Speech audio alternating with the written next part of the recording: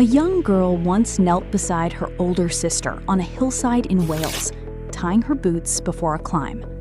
Neither of them could have known that decades later, that same hillside would become the site of a promise tested by illness, fame, and the weight of public expectation.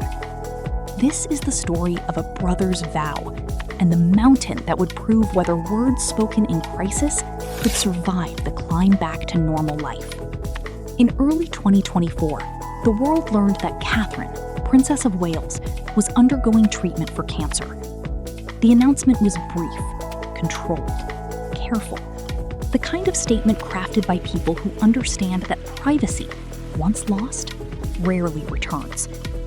But behind the palace walls, the reaction was far less composed. Her brother, James Middleton, did something unusual for a family trained in restraint. He posted an old photograph of the two of them as children, and beneath it, he wrote words that would later feel less like comfort and more like commitment. He said that as a family, they would climb this mountain with her too. At the time, it read as a metaphor, a gesture, the kind of thing people say when they don't know what else to offer someone they love. No one could have predicted that 15 months later, the metaphor would become literal. To understand why that promise mattered, you have to understand what illness does to identity, especially to someone whose entire public existence is built on composure. Catherine's role had always demanded control, poise under scrutiny, warmth without vulnerability. Cancer does not negotiate with image. It strips away performance and leaves only the body, and the people willing to stay close to it. James Middleton, largely known to the public as a supporting figure in a much larger royal narrative, suddenly became something else. Not for balance, not for performance, for steadiness, in the way people reach for each other, only when something real is happening. This was the same brother who, a year earlier, had made a promise from a distance, through a photograph and a caption, unsure of how illness would unfold. Now here he was, physically present, fulfilling that promise one difficult step at a time. At the base of the mountain, her parents waited. Her husband brought their 3 children to witness the moment their mother crossed the finish line of something far larger than a hiking route. It was, in every sense, a family closing a chapter they had opened together in fear. But even in this deeply personal moment, the public eye remained close.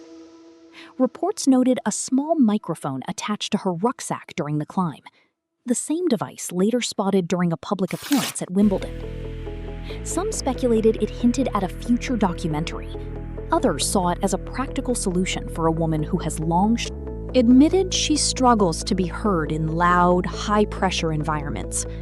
Either explanation reveals something quietly significant. A woman who once feared public speaking was now willing to be recorded during one of the most physically vulnerable moments of her recovery. That is not a small shift. That is transformation, measured not in words, but in willingness.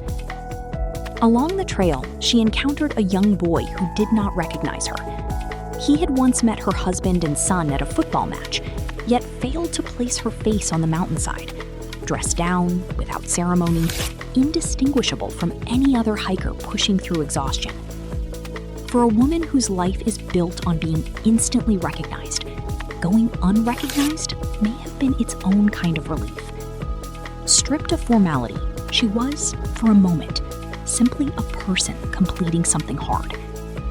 Yet one detail remained untouched by the informality of the climb: her engagement ring. Through drizzle, mud, and 23 miles of strain, it stayed on her hand, a small, deliberate constant. Whether intentional or not, it became a quiet symbol, a reminder that even in her most stripped-down state, certain commitments do not get left behind. Days later, she returned to Wimbledon, an event she had only attended sparingly since her diagnosis, and only ever for finals. This time, she came early. She came present, She came to watch, not simply to be watched. It marked her first appearance at the tournament's opening rounds in 3 years.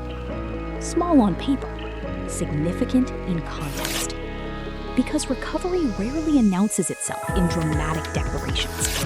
It shows up in small returns to ordinary life. A queue of tennis fans, a conversation with a child, a walk down a mountain most people would never attempt even once. What makes this story resonate is not the mountain itself, but what it represents. A promise made in fear, tested by time, and ultimately honored not through grand declarations, but through presence. A hand extended at exactly the right moment. James Middleton's words in 2024 could easily have faded into the noise of public sympathy, another kind gesture soon forgotten. Instead, he turned language into action, and action into evidence, that some commitments are meant to be walked, not simply spoken. For Catherine, the climb was never only about endurance. It was about reclaiming a narrative that illness had temporarily taken from her, proving, to herself as much as to anyone watching, that survival can be followed by strength. And for those watching from a distance, the story raises a quieter question, one that has nothing to do with royalty at all. When someone you love is fighting something invisible, are you willing to still be standing beside them long after the promise is made? When the climb finally comes? Say for Catherine, Princess of Wales.